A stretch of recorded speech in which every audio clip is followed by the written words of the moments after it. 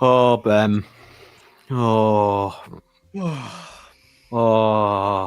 How was your Thunderbirds day?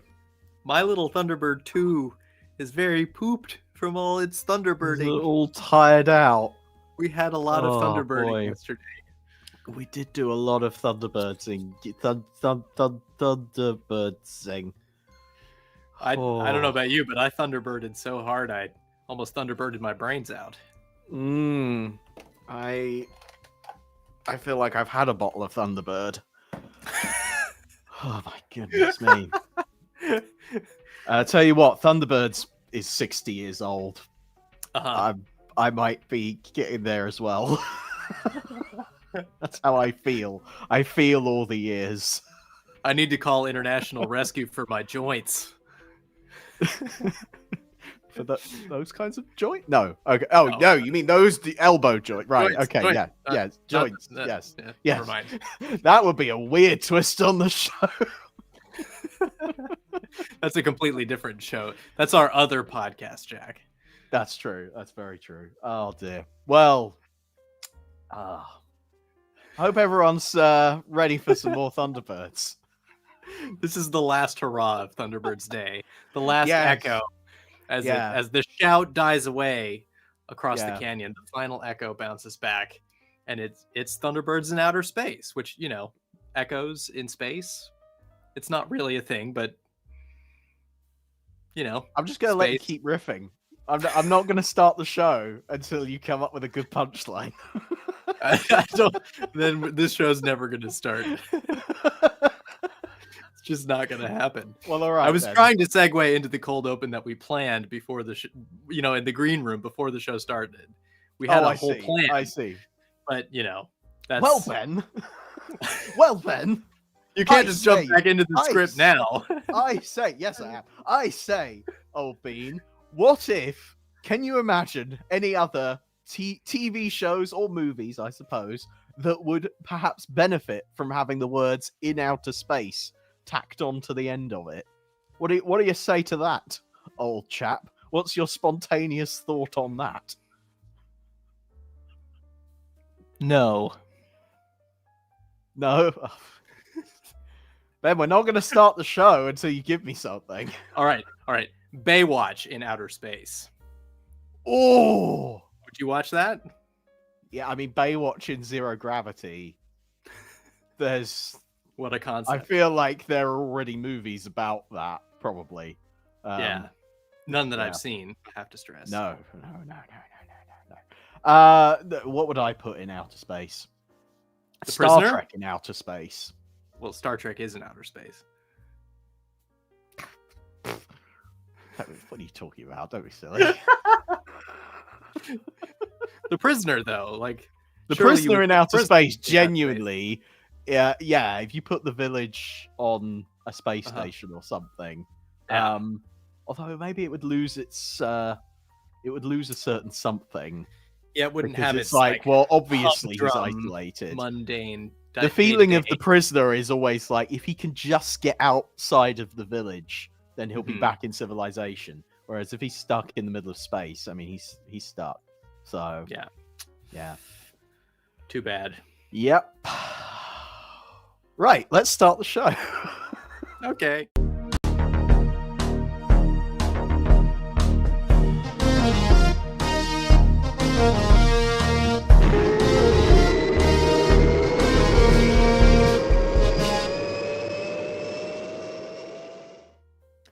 Hello, everyone. Welcome to the Security Hazard Show, which is the podcast which Alan Tracy enjoys maybe 5% more than the Ricochet show. Is that being generous? Maybe? Yeah, that makes sense. Your host is none other than Jack Knoll. Knoll's like a small hill, so it would be more sort of Jack Knoll. Jack Kathunk Knoll. Yeah. I mean, your one writes itself. It's just Ben turn the pages of the book page. That was really good. Yeah. That was really good. Yeah. Well, some say that he likes collecting pieces of the sun, but he hasn't quite figured out a storage solution yeah, his wife keeps asking, why does the fridge keep melting through the floor? It's Ben Wolf Page, everyone. It's true, she does. Yeah. That's all I've got for you. This is definitely going to be... We're either on the verge of our best episode ever or our worst episode ever, and I feel like it's the worst. It's easily the worst episode ever. It's I think we crossed that. We really crossed did that bridge a while ago. We have so many people in the chat today, which is really exciting. Hello, everyone. Good to see you. Willow. Hello, Penguin Made of Dynamite. Hello, Simpsons Clips 24. Lovely to see you all there. I mean, I'm glad that everyone seems to be up for celebrating Thunderbirds or continuing to celebrate Thunderbirds Day. I feel like, as is tradition, we're late to the party, really, is what it comes down to.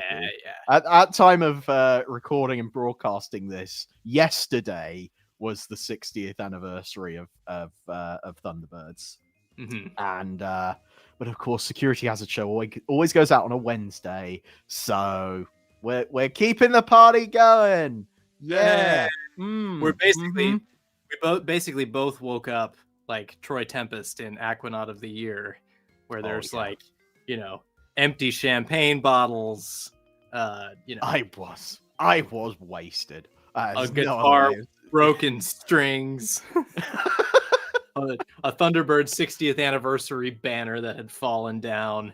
Yeah, I mean, it was a wild party for Thunderbirds Day, but now we're just dazed and confused. Yes. in the aftermath. And in our dazed and confused nature, we're talking about something quite bizarre today. I'm excited to talk about this. This is genuinely exciting to me, so I'm down for this conversation. Yes. So today we are talking about the Super Space Theater compilation movie Thunderbirds in Outer Space. And we're talking about it for a very specific reason, which sort of does tie into the anniversary, but it's a little bit more personal to me. But we'll get into that. So, of course, we're having a special assignment. I have received a report from Spectrum Intelligence. It will mean I have a special assignment for you. Oh, beautiful. But it's a sewer. We'll need a team. I hope you will forgive me.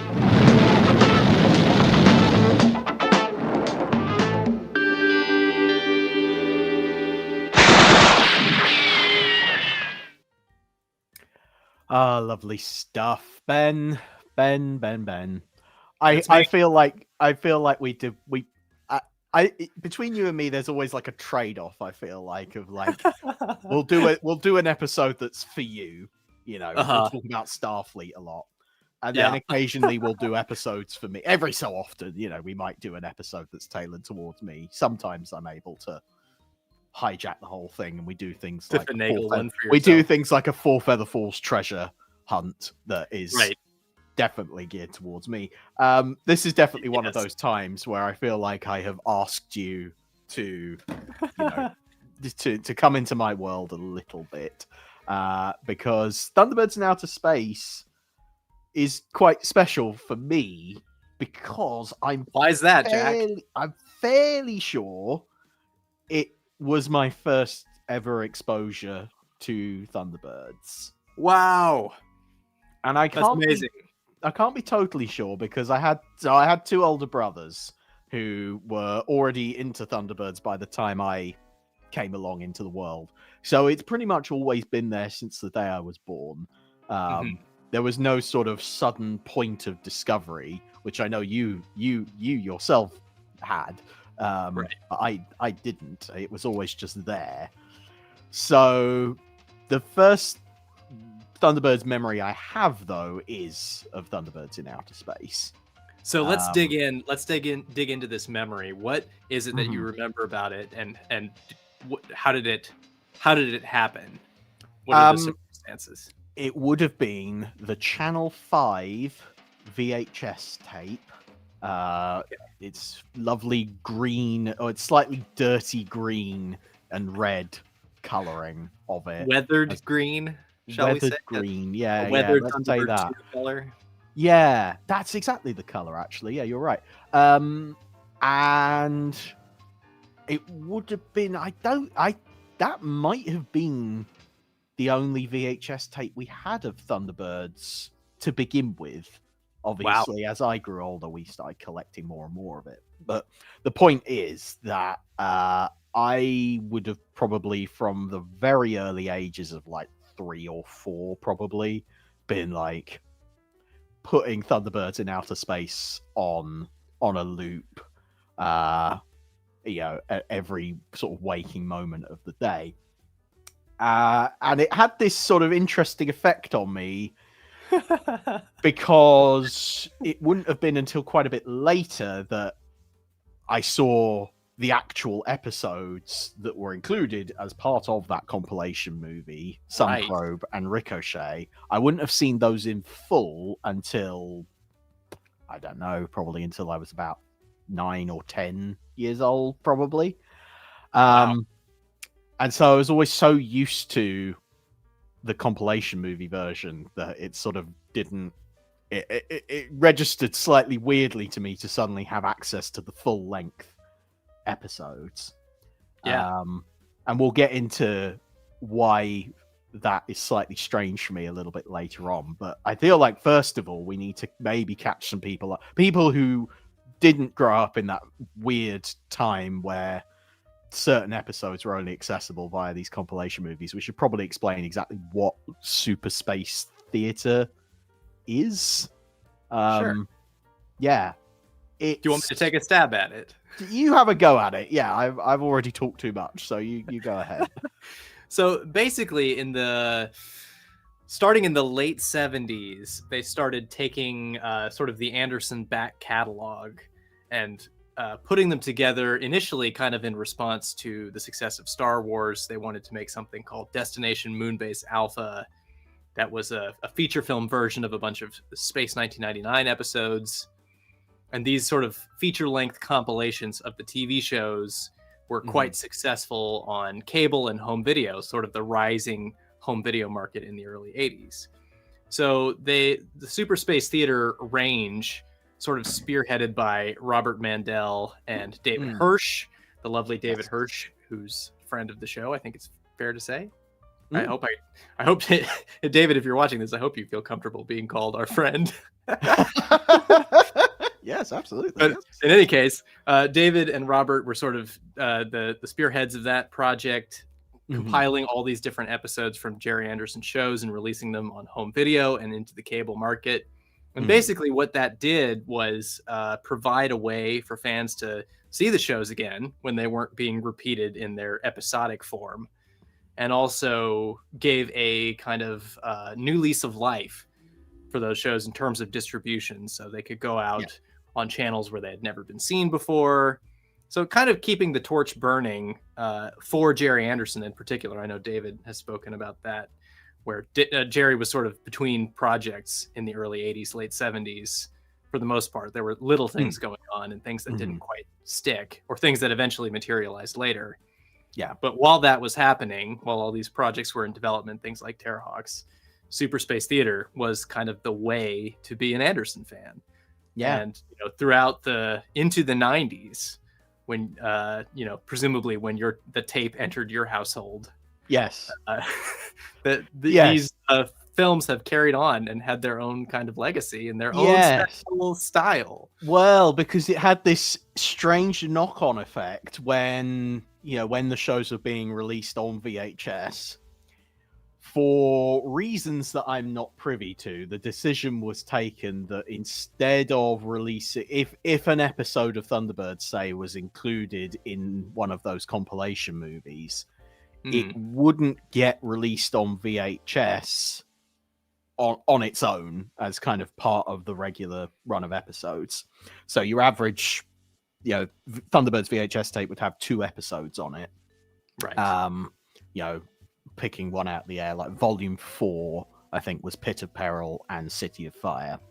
But if an episodes that weren't included in a compilation movie, right? Those weren't included in a compilation movie, so they were basically released as they were broadcast. So it's a double bill. full 50-minute runtime, still have their original opening and closing titles on them. Nothing's been changed or messed with. But any episode that was included as part of a Super Space Theater compilation movie was not released in its original format until way later, once we get into Carlton and DVD releases and early 2000s remastered stuff. Early 2000s, yeah. So it meant that for a very long time, the only version of, say, Sun Probe and Ricochet that you could watch would be on Thunderbirds in Outer Space as part of this compilation movie. And in order to turn the episodes into movies, there were certain changes that were made that we're going to try and detail as many of them as possible in the case of Thunderbirds in Outer Space. So let's dig into it. What would you say is the number one thing that stands out to you about Thunderbirds in Outer Space that is different from the episodes as they were originally broadcast? Oh man, well there's, so I'm watching this fresh. I've never seen Thunderbirds in Outer Space before. I've seen the episodes in their, episodic form.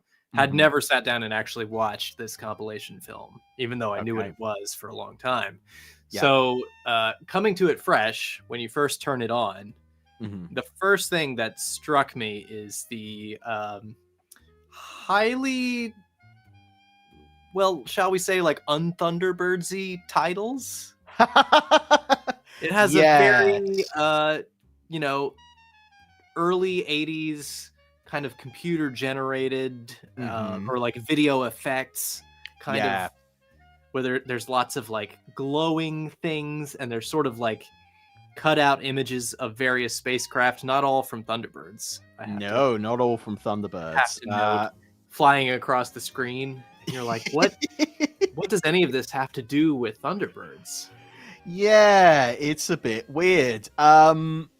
Thunderbird 1 is flying around in outer space for some reason. Yeah, I can give you a list of all of the vehicles that crop up in Thunderbirds in Outer Space.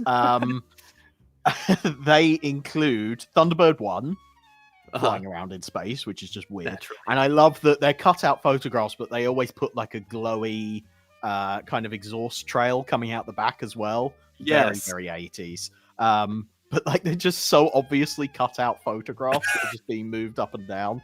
It's really cheap and cheerful.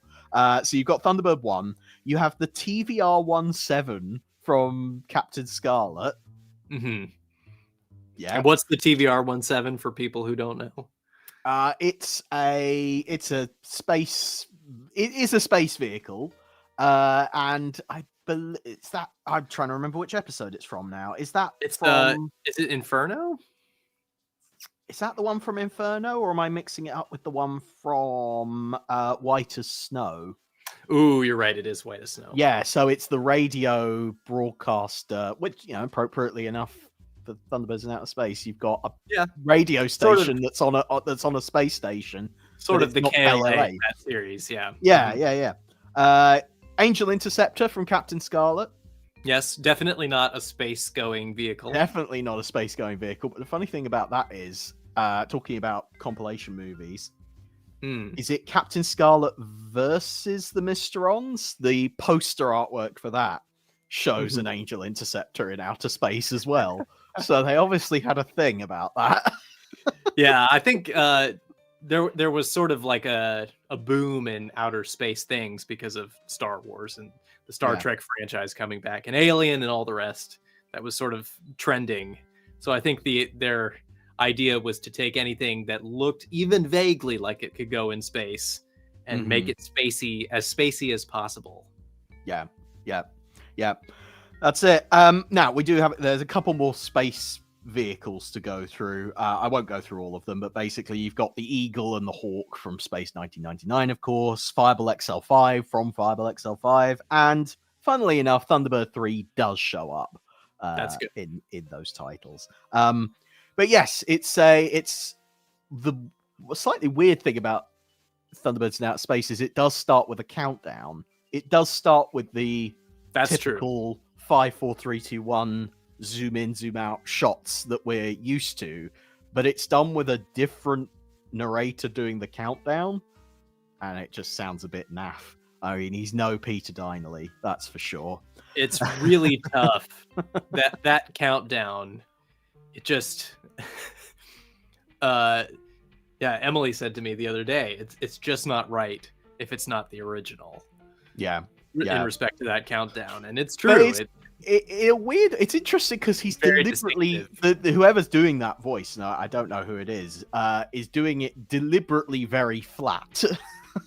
It's just 5, right. 4, 3. Why do you think that is? What's the? It gives it a sort of we're cool and we're in space kind of thing. So rather than being big and bombastic, it's sort of like, yeah, look how slick we are. We're doing this countdown and we don't even care. Yeah. Thunderbirds are hip. Yeah. Thunderbirds are cool. Yeah. So I assume that's the reason for it anyway. Okay. And then yes, you have all of these sort of it's treated like opening credits. You actually have some of the important names flash up on the screen, directors, writers, and that sort of thing. And it all comes with this lovely whooshing sound effect as all of these names pop up on screen in lovely glowing font and things like that. It is nice. I do have a lot of affection for that kind of style. Yeah, it feels like something else, like not like Thunderbirds, but I still have, I don't know, it's hard to say nostalgia because it applies to a time when I wasn't alive. Yeah, but it does have like a certain I don't know, a certain nostalgic quality is the only word that really applies. Well, it's just so of its time. It's like that was just a very small period, a very small, very narrow window of time where it was sort of like, that very kind of in-your-face style with the computer graphics and stuff, and like showing off about all of these amazing video. I shouldn't say computer graphics. I'm sure it's just video effects, but like it's the showing off that sort of new technology that to us now, and frankly very soon after the movie was even finished, it's already outdated.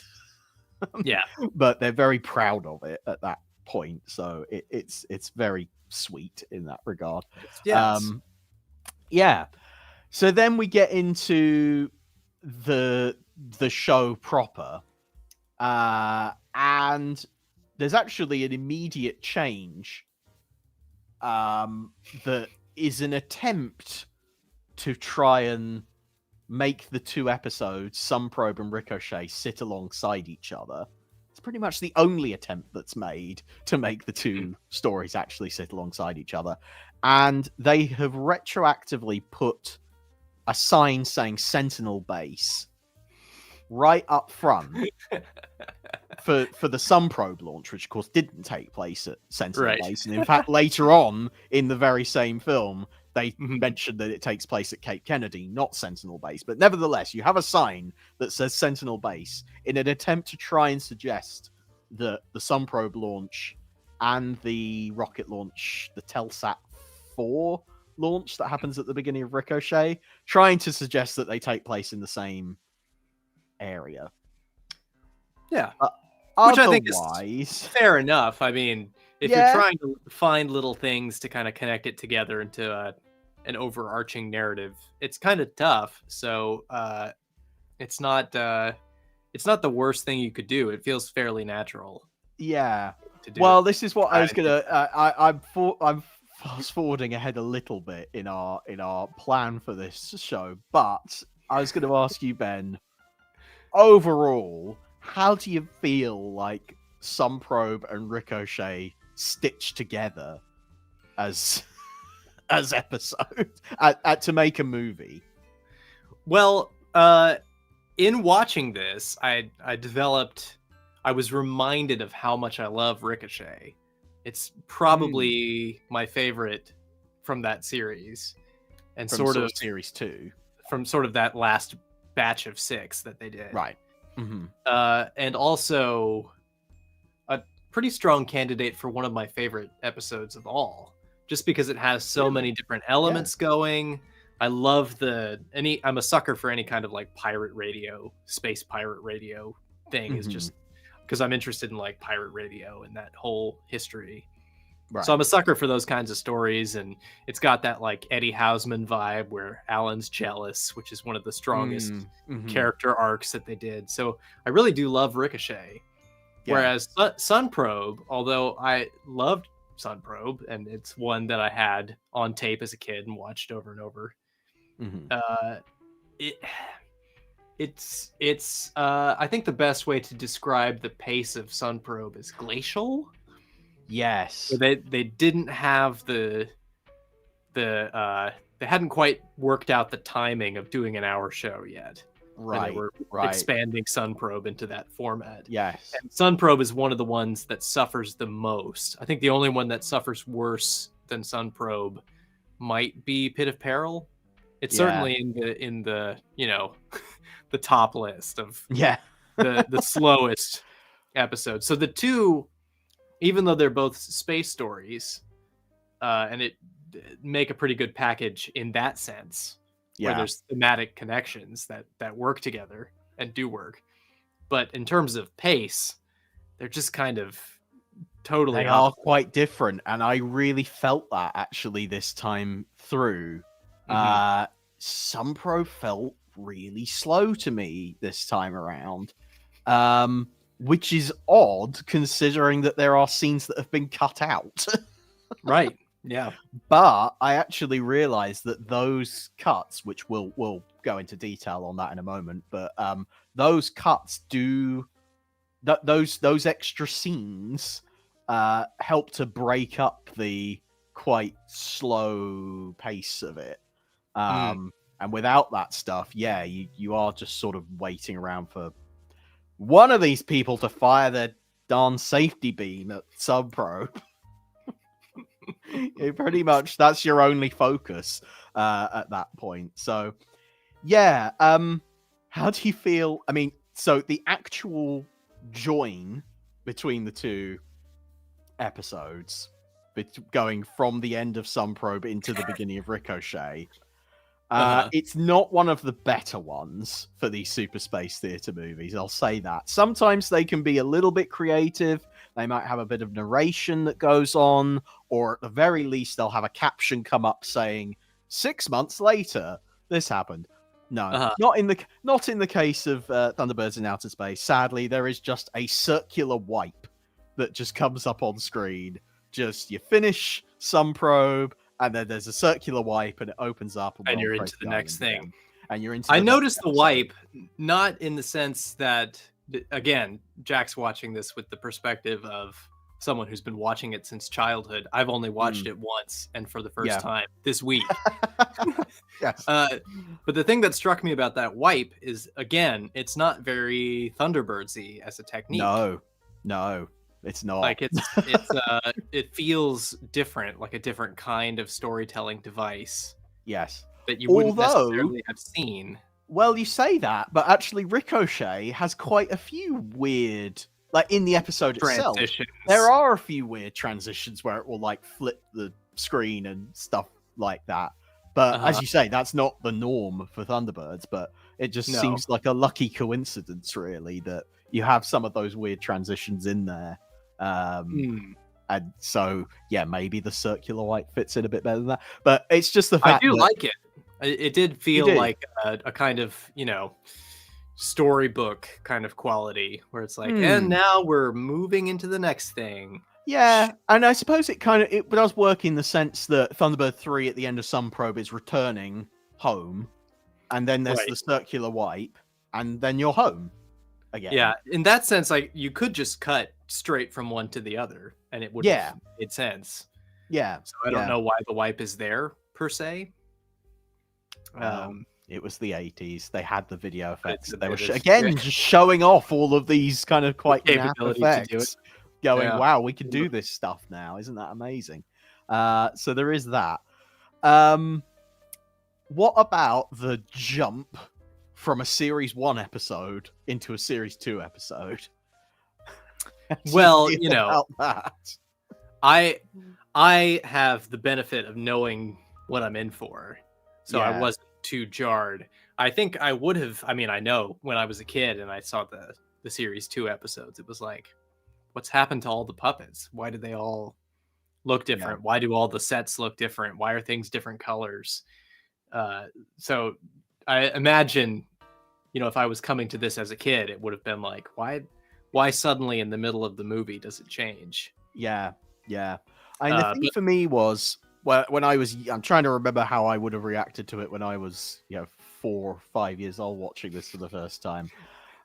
And I think then, sorry.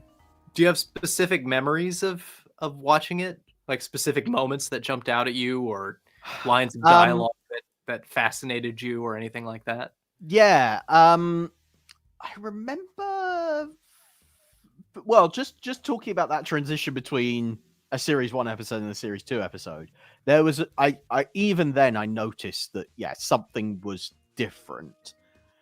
But I think I also, even at that very early age, had an appreciation for the fact that this was 2 separate episodes stitched together. Right. I don't think I ever would have bought into the conceit that this was one extra long adventure. Yeah. I think even though like this was the first VHS tape I had, I think I was aware enough of the concept of Thunderbirds as a TV show and stuff like that, that I was like, aware that, all right, maybe not the first time I ever saw it, but maybe like by the 3rd or 4th time I would have been aware enough of what Thunderbirds really was. So I don't think I ever bought into the idea that Thunderbirds in Outer Space was one continuous story. And I think I was aware enough of the differences between series 1 and 2. However, I think they still sit alongside each other well enough. You don't feel like you're watching 2 completely different shows or anything like that. No. So there's that. I also remember, if we're going to get into some specifics, I suppose one of the things I remember being very dramatic about it is the moment in Sun Probe when Alan goes down to help Tintin and he collapses on the floor. For some reason, I remember remember that being quite striking.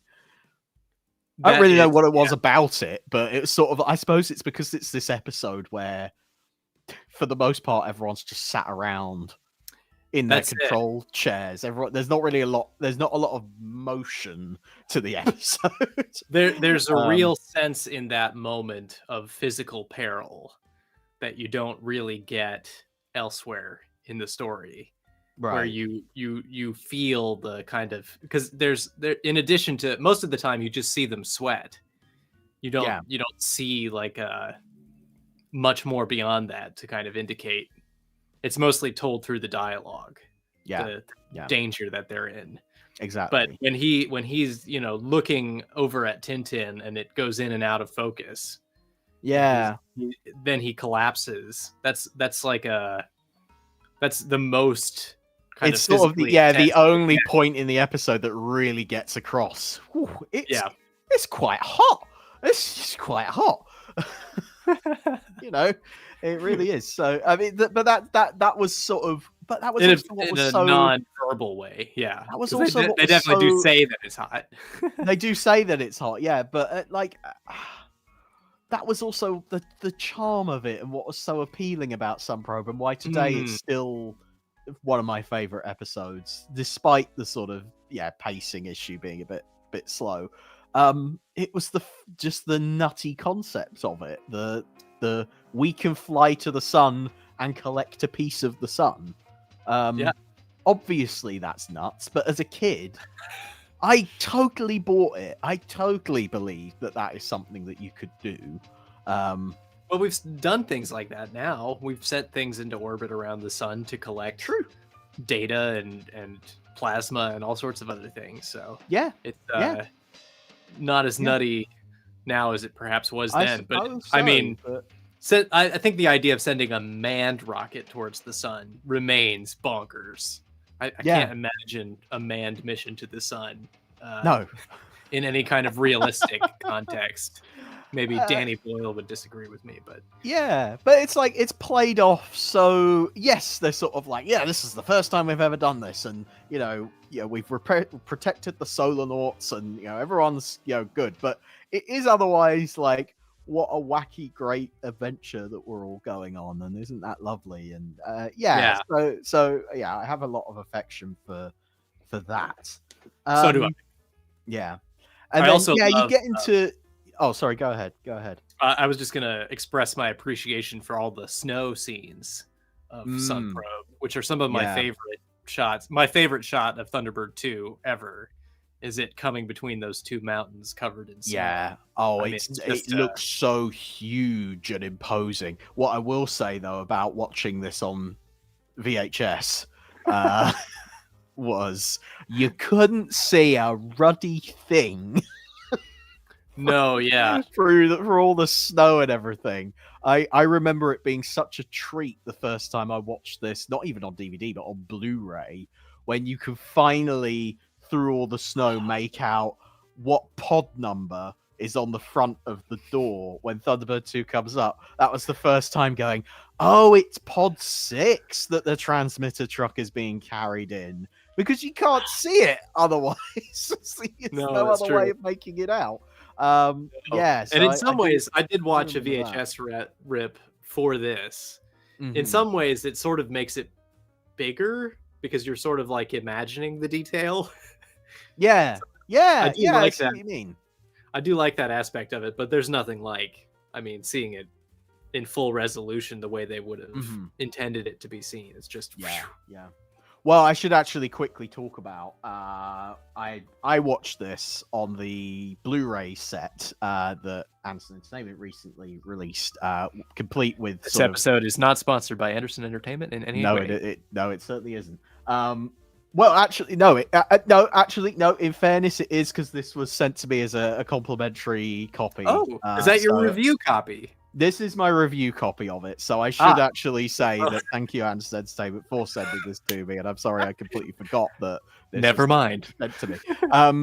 So and I have to say, I was scrutinizing this, and it genuinely is a great experience to be able to watch something that only would have been seen on a VHS tape now suddenly painstakingly put back together using the HD masters of the episodes. They do a really good job of it. Like there was no point where I sort of felt like this is a jigsaw puzzle that's been put back together again. I was like, no, that this feels like what watching Thunderbirds in Outer Space on VHS tape felt like. So as far as HD restorations of those movies are concerned, I couldn't ask for much better. I really, really enjoyed the experience of sort of the novelty of like, wow, this thing that I'm so used to seeing on a rough VHS tape, it still sounds the way it used to sound, but it looks so good. Really, really is something special. So I do have to commend the team for putting it back together, warts and all, because as I think we talked about, there are aspects of these compilation movies that are so of their time, and there's some glaring like editing issues and stuff like that go on.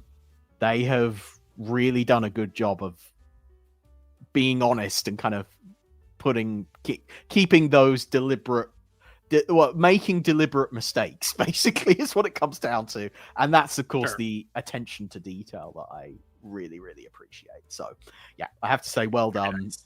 Well done to all concerned for working on that.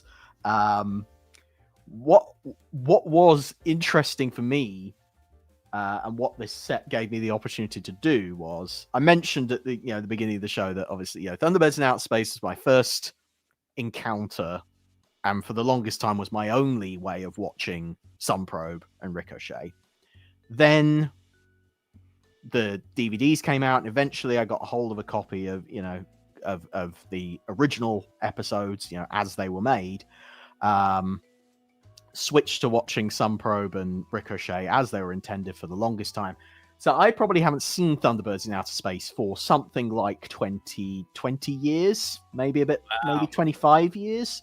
And yeah, this Blu-ray set took me right back there. That is cool. Right back there. But to the point where I've always felt watching Sun Probe in particular,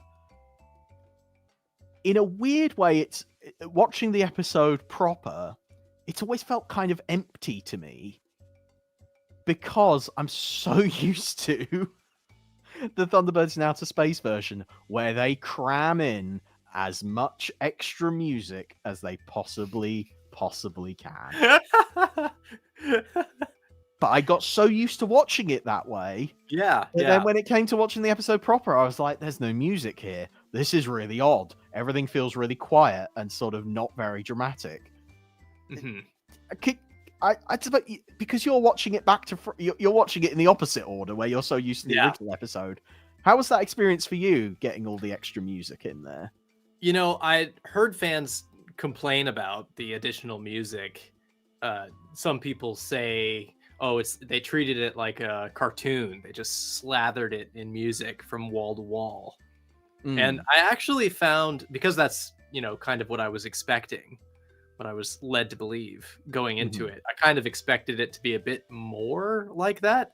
And there are moments in the story where the music is clearly either not necessary or just improperly placed.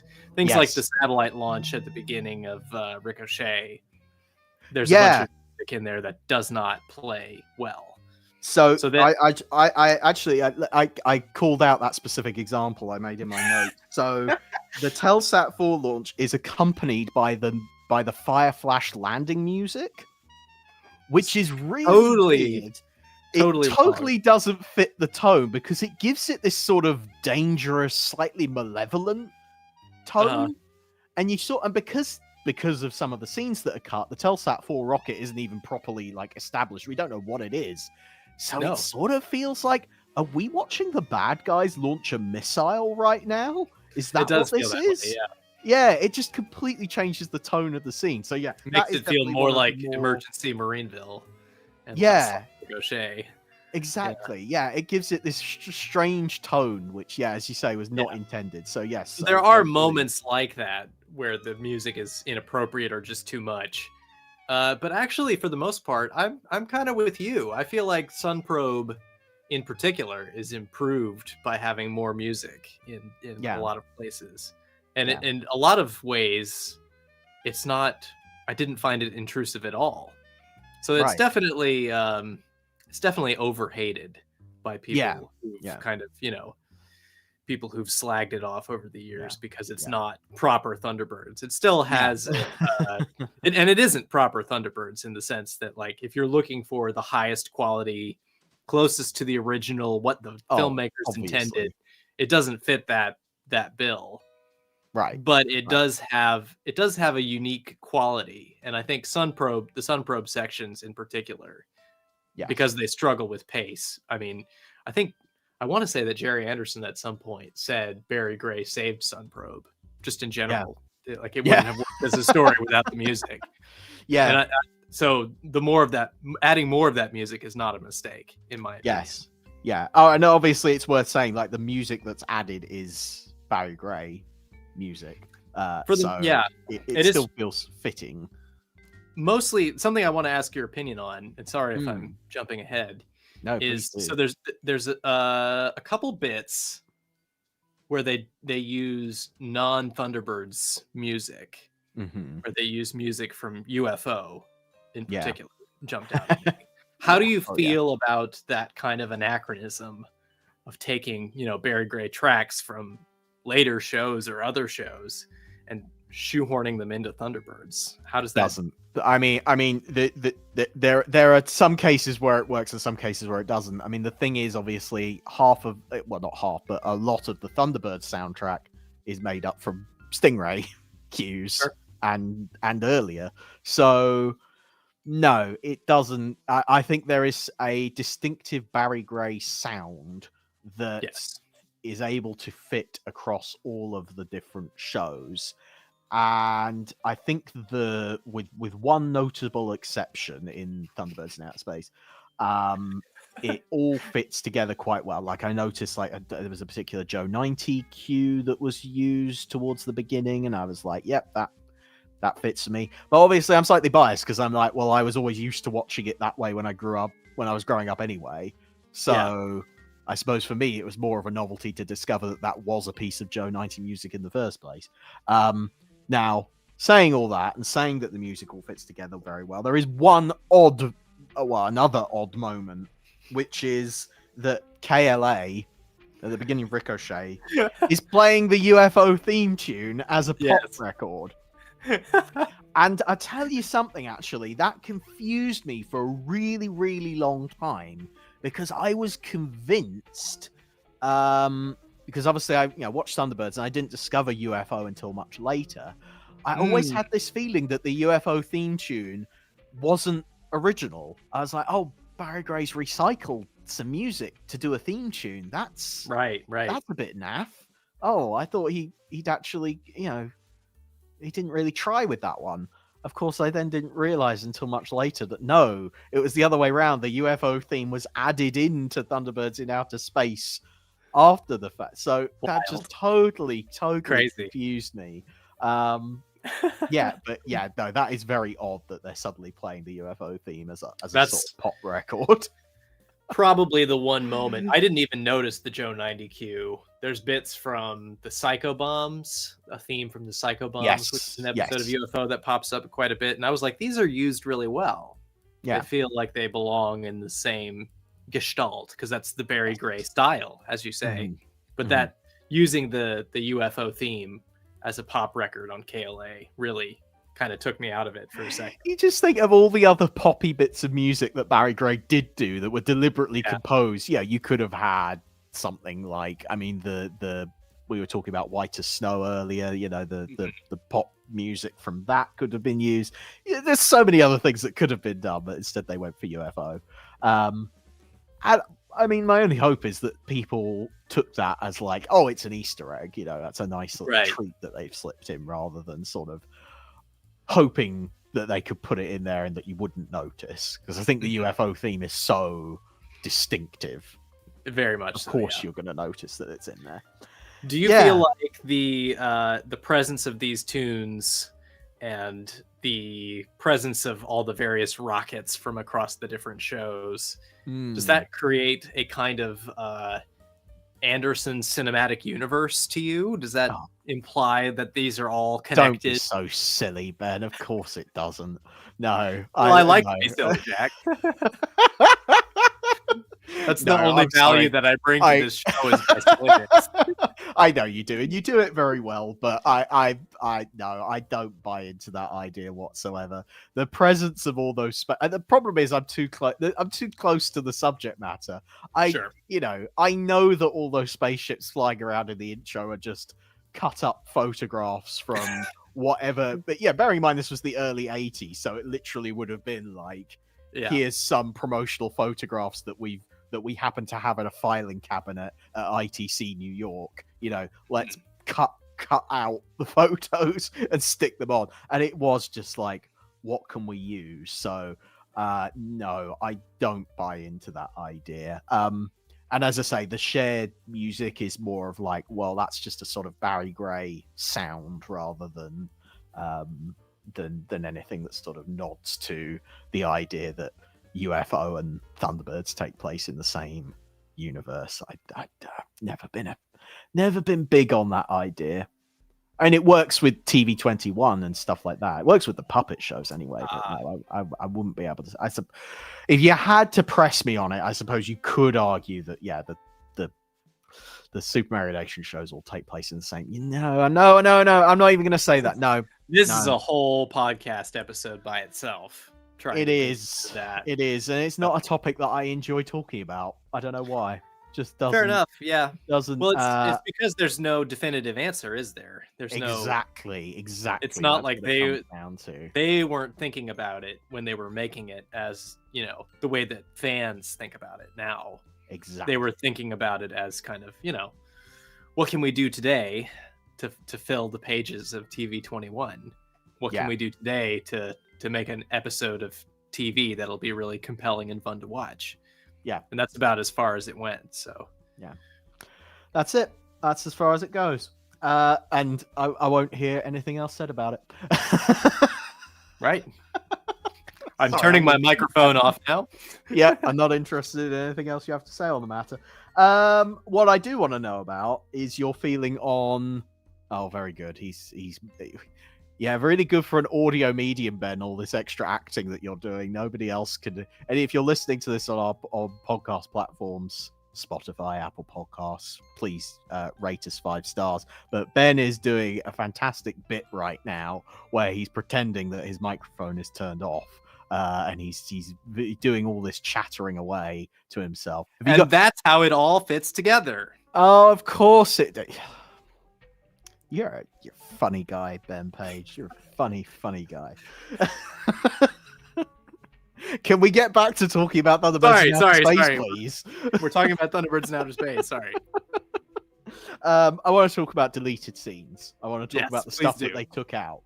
Now, first and foremost, it's weird to think that for a feature-length Thunderbirds presentation, they had to cut stuff out in order to get the episodes down to an easier running time. What's the deal with that? Why did Isn't they have that to do weird? That? I don't know exactly. I mean, it does fit neatly into an hour and a half, so that was probably the reason. They were like, well, we need to put 2 episodes together, but we therefore will have to cut some material out. It's worth noting that the majority of what gets cut is from Sun Probe. Quite significant bits of Sun Probe, I think, get taken out. Mm-hmm. Do you think that there is, because what's interesting to me is that Sun Probe, being one of the earlier Thunderbirds episodes to be produced, was originally made as a half hour and then padded out later. So then the makers of Thunderbirds in Outer Space had to cut some of that material out of but basically, do you think the cuts were made in the right place? Do you think the stuff they took out of Sun Probe for Thunderbirds in Outer Space was the right things to remove? I'd say so. I didn't find any of the cuts to be particularly jarring. No. There was nothing that stood out to me as like, ooh, some information is missing. I feel like it flows pretty well with the cuts. Yeah. What do you think? No, I'm in complete agreement. And in fact, to this day, as I say, I've been watching the regular version of Sun Probe for the last 20 years. Definitely have watched it far more times than I've ever watched Thunderbirds in Outer Space. But because Thunderbirds in Outer Space is the version I saw first, and the thing that got ingrained into my brain as a small child, it just anytime one of those deleted scenes suddenly pops up in the proper version of the episode, I find it really weird and jarring to suddenly see Brains playing chess with Brayman. Mm-hmm. It just feels, to me, that feels like, oh, this isn't meant to be here. Even though as I say, I've watched Sun Pro properly so many times now. Still, it feels like odd. It doesn't quite fit into the pacing of it that I'm used to from Thunderbirds in Outer Space. It's a bit like you heard the cover version of a song first, and got really used to that cover and the way that musician sings, and then you hear the original one day, and you're like, that's, no matter how many times you hear the original, the cover version will always kind of feel right in your brain. That's for some reason. It's a weird, foundational learning thing. Yeah. Bizarre. That's it. That's totally it. So yeah, some of the stuff that does get cut from Sun Probe, the most significant thing is probably all the scenes of Brains and Brayman playing chess. Which, yeah, I don't feel like you need it really. Actually, you still get introduced to Bremen at the beginning of the episode, and you get that scene, where it's very apparent that Brains hasn't quite got Bremen to work properly yet. So that when he then comes back in, with the transmitter truck later, and he's asked to kind of save the day, essentially, it still works. You don't really need any of those chess scenes as a result. Yeah, no, it's not part of the plot per se. It's just kind of a I don't know, a futuristic thing that kind of gives you this sense of, oh, they're living with robots, and they're living in the future is basically what that establishes. Yeah. But it doesn't. It definitely is not a foundational plot thing. But what those scenes do, and I already mentioned this, is they help to break up the main plot, which is otherwise just very slowly waiting for the Sun Probe to get into danger, and then Thunderbird 3 or Thunderbird 2 to rescue it. Without those little bits to kind of chop it up a little bit, you definitely feel it getting quite slow, which is then weird when you go into Ricochet, and that moves along quite well. There's lots of different things that are kind of going on. The only stuff that's cut out of Ricochet really is a little bit of the opening that establishes the Telsat 4 and establishes Sentinel Base, and the launch of the rocket at the beginning, which I do think is context that you need, particularly if you're going to slap incorrect music over the top of it, as we've already mentioned. And then the only other thing that's cut is Alan and Tintin in the kitchen arguing about Ricochet, which I think is pretty well established in other parts of the episode. So yeah, I do have to say, overall, the cuts are fine. That, having said that, has just unlocked a memory for me about Kirano in some Kirano Memories. Kirano Memories, yes. A new segment of the show. I'm going to make a quick intro. Okay, yeah, you cobble that together for me real quick. Well, so because Thunderbirds in Outer Space is the first Thunderbirds that I ever saw, Kirano is there, but his first scene that is in the episode version of Sun Probe, where he comes in and he tells Jeff, don't worry about Tintin. She's my daughter. I know what she'd want to do. That's right. He actually has some dialogue there. That scene gets cut from Thunderbirds in Outer Space. And it means that for all of Kirano's appearances in the film version, he is just standing in the background. First, he's sobbing and crying and looking really upset. And then he's smiling at the end. Right. But because that character he doesn't get an introductory scene where he walks in and talks, I had absolutely no idea as a kid who this guy was. Right. What's he doing here? Who is he? What's he doing here? Anybody else? No, he just stands there in the background. I had no idea who Kirano was for a really, really long time. Yeah. And this episode doesn't have the Hood. So would you have not known who the Hood was? Nope. Didn't know who the Hood was, which is why when I first saw Trapped in the Sky, it scared the out of me, because I had no concept of it until suddenly there he was on my screen. I think I'm remembering that in the right order, but yeah, I definitely remember being very confused by Kirano. Of course, one of the other things that's quite lacking from it's an unfortunate choice of episodes, because despite the fact it's Thunderbirds in Outer Space, we don't get a lot of Thunderbird 5 in this one. No, yeah, that's true. A lot of the kind of best moments of Thunderbird 5 are kind of scattered throughout episodes that aren't space-centric, weirdly enough. Like episodes like The Uninvited, there's a lot of footage of Thunderbird 5. Yeah. Oddly enough, a story that doesn't really take place in space at all. So it's and sort in of Ricochet, it's not working. It's established that Thunderbird 5 is there, but it's not doing anything. So would you have, if you were to put together your own Thunderbirds in Outer Space compilation, would you kind of use these 2 episodes as a foundation, or would you kind of pick and choose from lots of kind of have space to, rescues? don't you? There's not really a lot. The only other option would for a good space rescue would be the imposters, right? But that doesn't come along until the very end of the episode. I feel like at least Sun Probe and Ricochet, the action is primarily mainly in space based.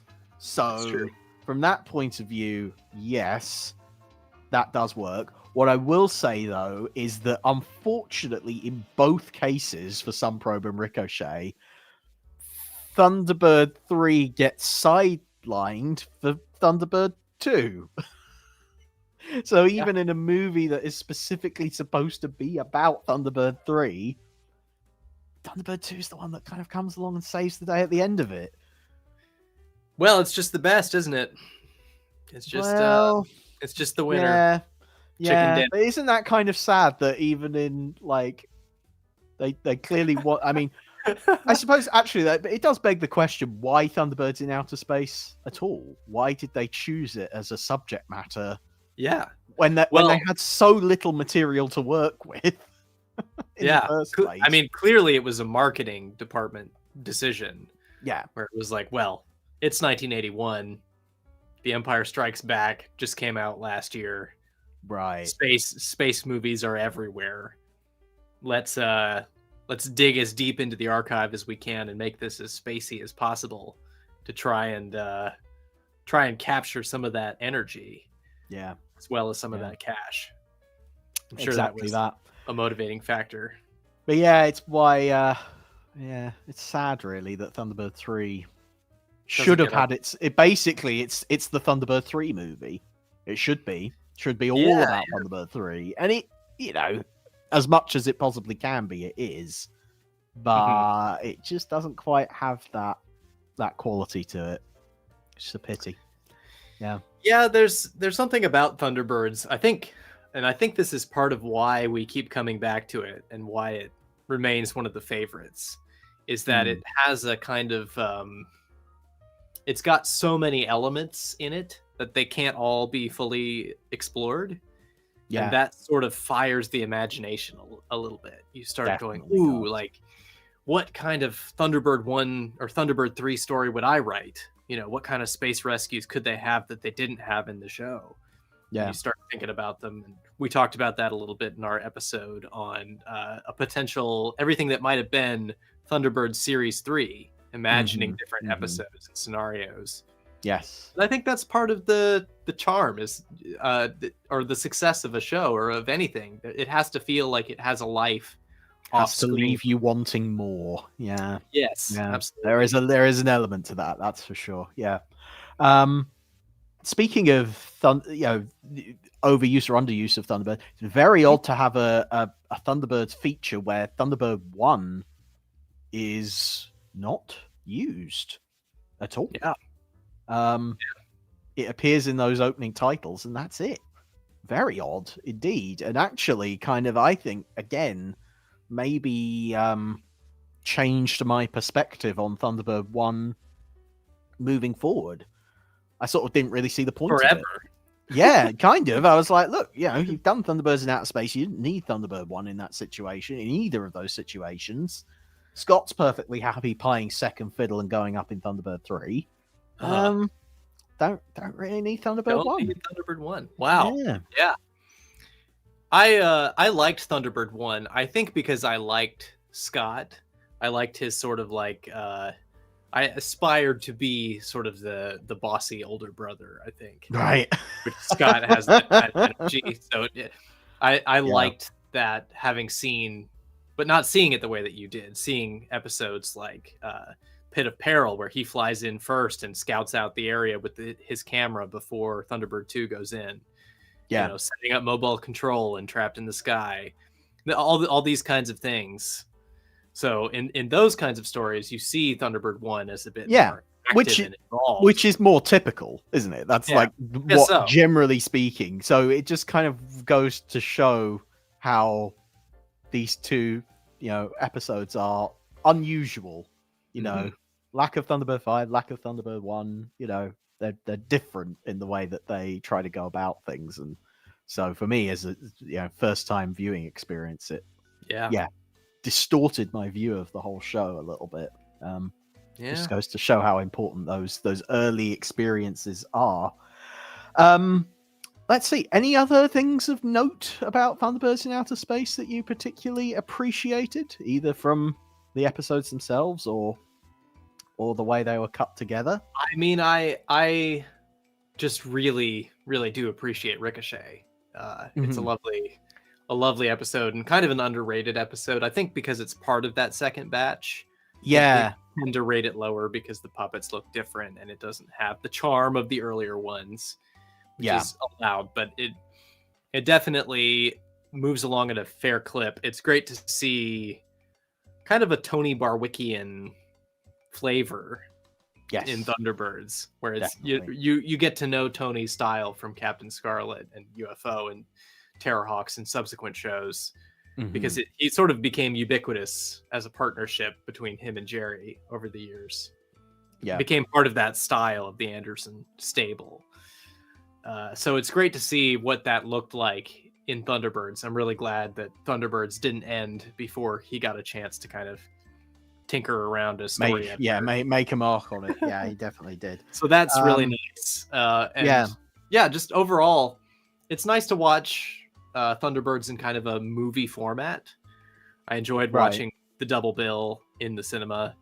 And just in general, having talked about that, no, but just in general, having a kind of like, because they are like little movies, aren't they? They're very cinematic in the way that they approached telling stories, and so to have it in a cinematic format, whether that's longer or actually in a cinema, feels right in a way.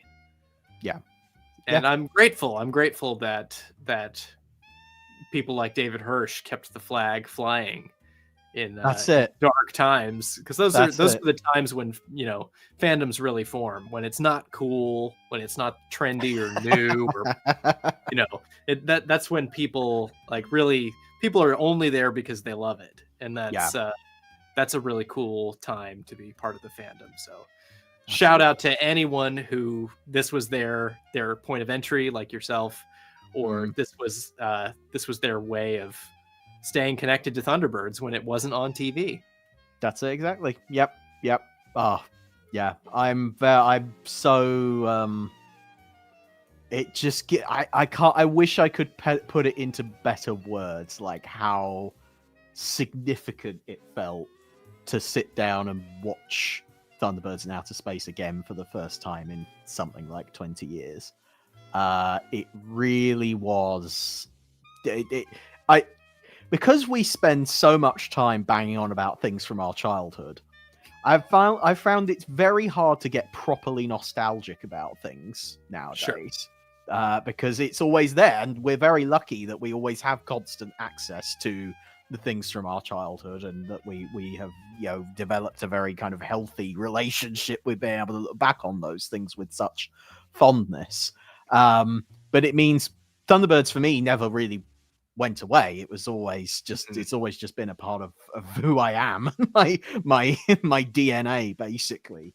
So it was a rare treat to be able to go back and experience something from my childhood that I actually really haven't dug up since leaving it behind, 25 years ago.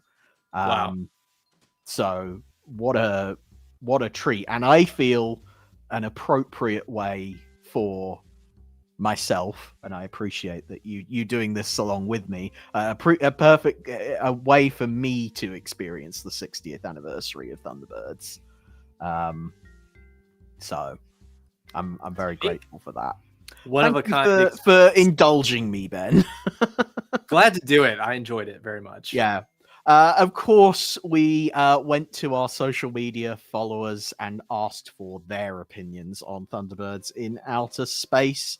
So let's go. Simpsons Clips 24 says, I have a theory that the title sequence for this compilation movie was what inspired Rob Hoge to launch the other 4 Thunderbirds into space in an episode of Thunderbirds Are Go, which I won't name for fear of spoiling it for Ben. Well, you sort of have already spoiled it for Ben, but you do have that to look forward to at some point. It wasn't a very well kept secret, to be fair. Let's see. We had other comments come in. Liam New says, I own this VHS still. Quality's a bit naff for over 40 years old, but I still love it. Yeah, that's great, Liam. I wish I still had my VHS tape of it, even though I don't have a VCR in the house anymore. Neither do I, but it's nice to have tapes around. They're just sort of a nice physical memento. They are. And the artwork, particularly the Channel 5 VHS range for Thunderbirds, the artwork was so stunning. Yeah, I love it. That's one of those things where it's like, if I would possibly consider buying a job lot of Thunderbirds VHS tapes just so I physically have them. Which is so silly because I had to get rid of them when I moved. When I moved across the world, sad. I had to. That's a whole sad story. So yeah, I lost a lot of my collection when I moved across the world too. Yeah. So we should have just swapped. Is what we should have done. Yeah, why didn't we do that? Well, we didn't know each other at the time. Anyway, Jim Smith says, confession, I've never watched Thunderbirds in Outer Space, only seen the episode Split. So there you go. Well, I was in the same boat, Jim. Yeah. So, but do you think it was worth... would you ever again choose the compilation movie? I think maybe so. Maybe so. I think maybe so. One of the only times that I watched a compilation movie was with a friend of mine who was a big Mystery Science Theater fan. And so a lot of those compilation movies were fodder for early Mystery Science Theater 3000 episodes. Yeah. And so that's another potential avenue for connecting with people. That's what it's all about, isn't it? Is connecting with people. And if you have an opportunity to connect with people and watch it in that format, then that's great. Yeah, if it's not, but you don't have to also. It's not like you have to turn in your Thunderbirds fan card if you don't watch Thunderbirds. Oh, cool. Yeah, sure. Yeah, that would be madness. Let's see. Ian Dealey says, I think Thunderbirds in Outer Space was pretty good, despite the fact that one episode had David Holliday as Virgil and another in which the character was voiced by Jeremy Wilkin. That's true. Suddenly changed voices halfway through the show. We didn't talk about that, no. Virgil had an operation of some sort, and his vocal cord got nicked.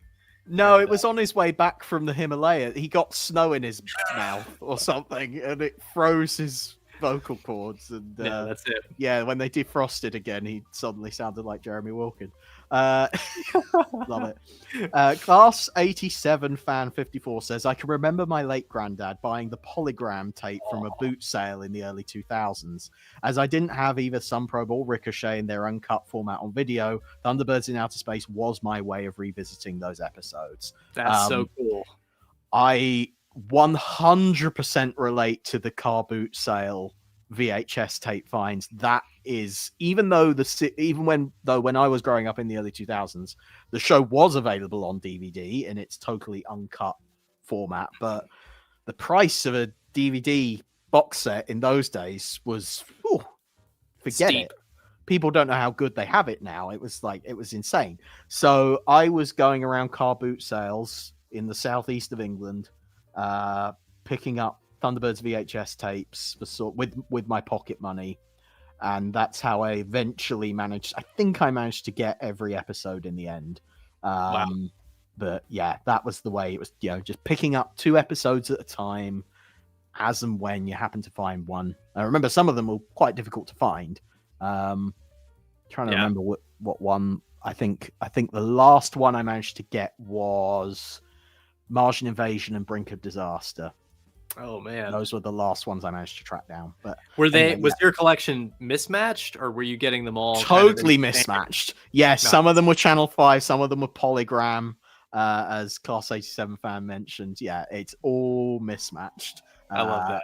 That was part of the charm of it. Yeah, and great to do it with family too. Like to have that memory with your grandfather is really great. Yeah, that's really lovely to hear.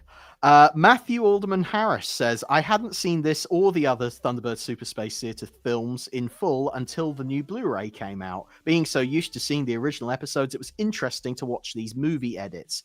Joining a Series 1 episode with one from Series 2 makes it a bit jarring as everything changes halfway through, but apart from that, they fit together quite well. I actually think Perils of Penelope and Sun Probe could have worked since the rocket features in both episodes. Great point. That's a very good point. Of all the Thunderbirds episodes to join together, Perils of Penelope and Sun Probe do make maybe a bit more sense. They mesh together nicely. As you say, they don't fit that space theme that the ITC marketing department were probably so keen on capturing. So. Doing my best Tim Curry. Love that. God, we've had so many comments. I'm sorry I can't read through all of them. Les Paul TB2 says, I didn't understand it at the time, but the VHS collection of Thunderbirds that I watched to death in the 1990s included all 3 Super Space Theatre compilations in lieu of the individual episodes. I knew the titles were different with oddly juxtaposed graphics and longer stories, but I didn't really understand why. As such, I do remember the SST versions with some fondness. However, on balance, I think the original versions stand up better in isolation. And that's it. At the end of the day, you can go and watch the, original versions of the episodes at any time. And aren't we lucky now that we can do that? It's pretty cool. It is pretty remarkable. Pretty cool to be able to do that. Have the choices that we have now. Exactly. But that's it for today's show, I think. Thank you, everyone, for your lovely... We had, honestly, so many people have very fond, vivid memories of watching the Thunderbird all the Super Space Theatre compilation movies. So I think we'll probably come back and revisit the others as well at some point down the line, because I think so. We like our weird and wonderful ways of watching Jerry Anderson show, so... That we do. Well, we do. Spoiler for next week, but we certainly do. But that's all for today's show. Thank you all very much for tuning in. If you're not familiar, the Security Hazard Show goes out live every single Wednesday at 6 p.m. UK time, so you can tune in and watch us live on YouTube. Head to youtube.com/JackNoll and subscribe so that you know every time a new episode comes out. But you can also find us on podcast platforms like Spotify, Apple Podcasts, that kind of thing. Rate and review us over there. It really helps us climb those charts. But I mean, there are other things you can do as well. There most certainly are other things you can do as well if you want to support the show. Ben, what might that be? Well, people can support us on Patreon. Yay! Like most podcasters, we have a Patreon, but unlike most podcasters, our Patreon is chock full of bonus extra material. We've got something very special on there that we put together for Thunderbirds Day. Jack back into his archives to the very first Thunderbirds review that he did for Security Hazard, a review of Trapped in the Sky that's quite detailed and full of nostalgic memories of not only Thunderbirds as it was broadcast, but also Thunderbirds as it was at the 50th anniversary. Because really that was bizarre. kind of around the time that you were writing that, was in the wake of that whole celebration. So it's a great little time capsule, and Jack's gone back and read aloud his review. We've put together an audio version of it, and I have to say, even though the blog is very visual, the audio version works exceptionally well. I was listening to it, and I was like, this is a lovely way to revisit this review. I wouldn't have gone back and visited it on the blog, but listening to it, I was like, man, we could do a few more of these. This is really nice. I think we certainly probably will do a few more of those if our lovely Patreon supporters enjoy it. It was great fun to go back and reread those. I mean, I cringe at rereading my old stuff, but I have to say it does hold up quite well. and it's just an alternative way for people to be able to. Because I know I waffle on a bit. I know I'm prone to writing way more than I need to.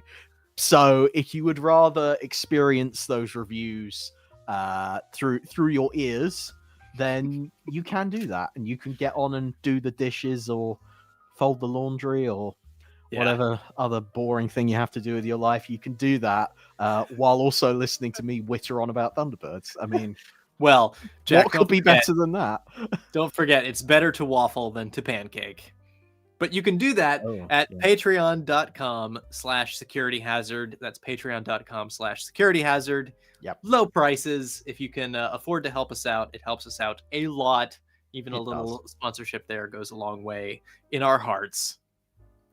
Yep, exactly that. And well, for anything else, if you do want to go and take a look at the original blog posts, that option is still available. We're all about lots of different options. You can watch your Super Space Theater version of the Security Hazard blog, or you can watch the original, uncut, unchanged. It's all still there. Securityhazard.net. That's your one-stop shop. That's where you can go for access to all my social media links. Are all on there. You can go and find them.